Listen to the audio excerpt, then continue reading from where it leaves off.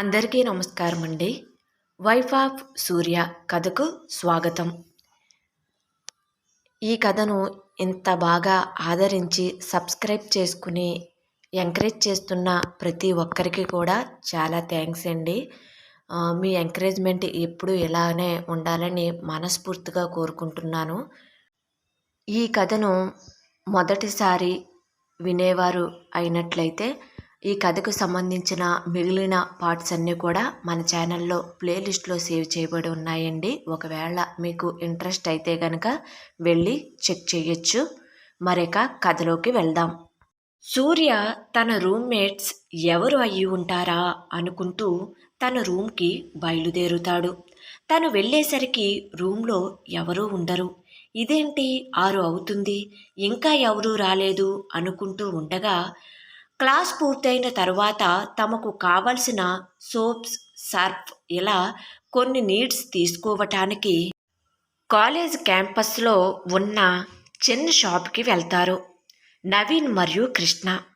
వీళ్ళిద్దరూ సూర్యతో కలిసి ఉండబోయే రూమ్మేట్స్.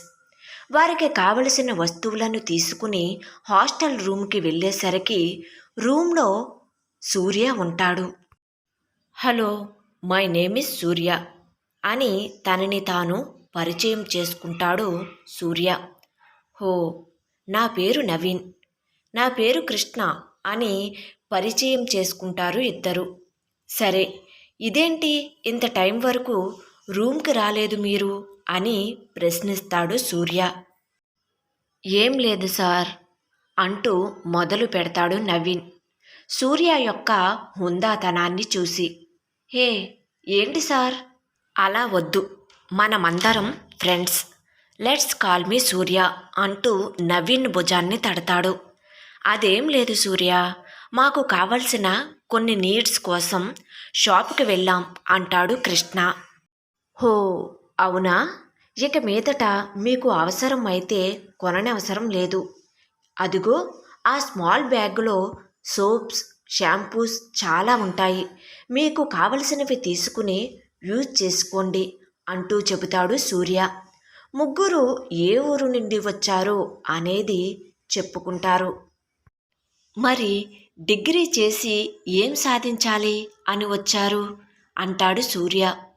నేను డిగ్రీ పూర్తి చేసి పోలీస్ జాబ్ కొట్టాలి, అదే నా గోల్. మా నాన్న వ్యవసాయం చేస్తాడు, నేను పోలీస్ అయ్యి మా నాన్నకి మర్చిపోలేని సంతోషాన్ని కలిగించాలి అంటాడు నవీన్. నేను మరీ గవర్నమెంట్ జాబ్ కాకపోయినా ప్రైవేట్ జాబ్ అయినా చెయ్యాలి. మా నాన్న చిన్నప్పుడే చనిపోయారు. మా అమ్మ, నేను, మా చెల్లి మాత్రమే ఉంటాం.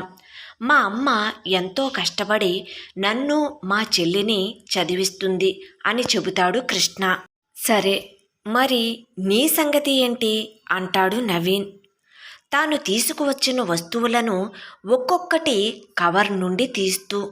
నేనా అంటూ ఒంటి బద్ధకం విరుచుకుంటూ, మా నాన్నగారు వ్యాపారాలను వారసత్వంగా కంటిన్యూ చేస్తే చాలు అని మా నాన్నగారి అభిప్రాయం. నాకు అయితే ఇక్కడ ఉండాలి అనే థాట్ లేదు.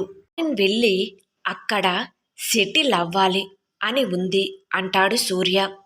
ఆ రోజు రాత్రి భోజనంకి డైనింగ్ రూమ్కి వెళ్ళి రూమ్కి తీసుకొచ్చుకుంటారు ముగ్గురు.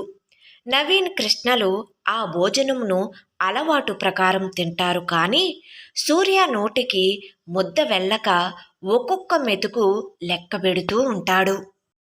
ఏం సూర్య, తిను అంటాడు కృష్ణ.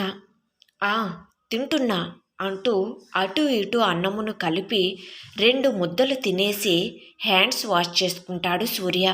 నవీన్ ఈరోజు క్లాసులో చెప్పిన విషయాలను గుర్తు చేసుకుంటూ టెక్స్ట్ బుక్ దగ్గర ఉంచుకుని నోట్స్ ప్రిపేర్ చేసుకుంటాడు. కృష్ణ కూడా చదువుకుంటూ ఉంటాడు. ఇంతలో ఫోన్ మోగుతున్న సౌండ్ వినిపిస్తుంది. ఎక్కడి నుండి? నీకు ఫోన్ లేదుగా అంటాడు కృష్ణ నవీన్ని. ఒకసారి అటు చూడు అని చూపిస్తాడు నవీన్ సూర్య వైపు. సూర్య తన బ్యాగులో ఉన్న నోకియా కీప్యాడ్ మొబైల్ తీసి, అమ్మా చెప్పు అంటాడు. ఆ ఏం చెప్పమంటావురా? భోజనం చేశావా? ఎలా తింటున్నావో ఏంటో అంటుంది సూర్య తల్లి బాధగా. ఆ అమ్మా, ఇక్కడ భోజనం చెయ్యటం నాకు చాలా కష్టంగా ఉంది. అమ్మా, ప్రతిరోజు మన డ్రైవర్తో భోజనం పంపవచ్చుగా అంటాడు సూర్య.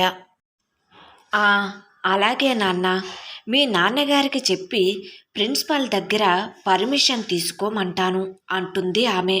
ఆ సరే అమ్మా, ఇక ఉంటాను అని చెప్పి కాల్ కట్ చేస్తాడు సూర్య. సూర్య తాను తీసుకొచ్చిన లగేజ్ బ్యాగ్ నుండి మంచి మంచి వాచెస్, టీషర్ట్స్, షూస్ ఇలా ఒక్కొక్కటి బయట పెడుతూ ఉండగా అంత ఖరీదైన విలువైన వస్తువులను ఎప్పుడూ చూడని నవీన్, కృష్ణలు ఆశ్చర్యపోయారు.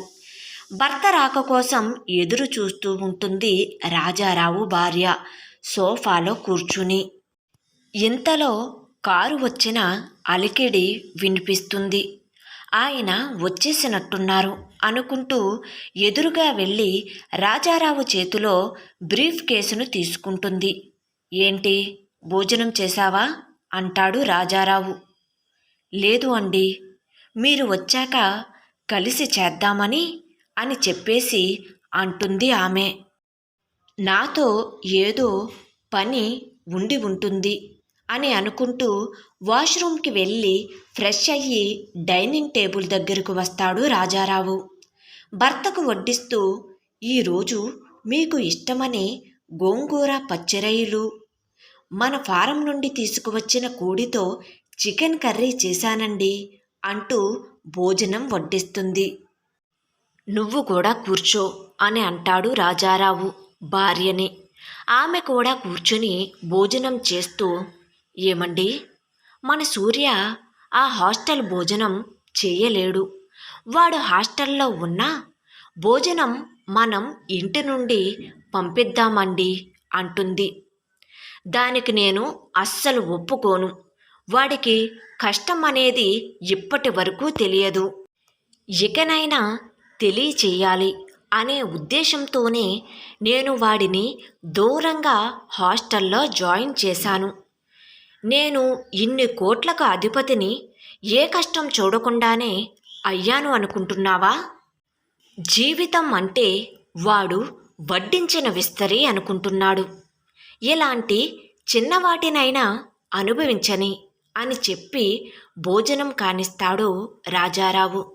ఇక ఏమీ చేయలేక ఉసూరుమంటూ తాను కూడా నామమాత్రంగా భోజనం చేస్తుంది రాజారావు భార్య. వైఫ్ ఆఫ్ సూర్య కథ కొనసాగుతుంది. కథ నచ్చినట్లయితే తప్పకుండా లైక్ చేయండి. అదేవిధంగా సబ్స్క్రైబ్ చేసుకుని మన ఛానల్ని ఎంకరేజ్ చేయవలసిందిగా మనస్ఫూర్తిగా కోరుకుంటున్నానండి. Thank you.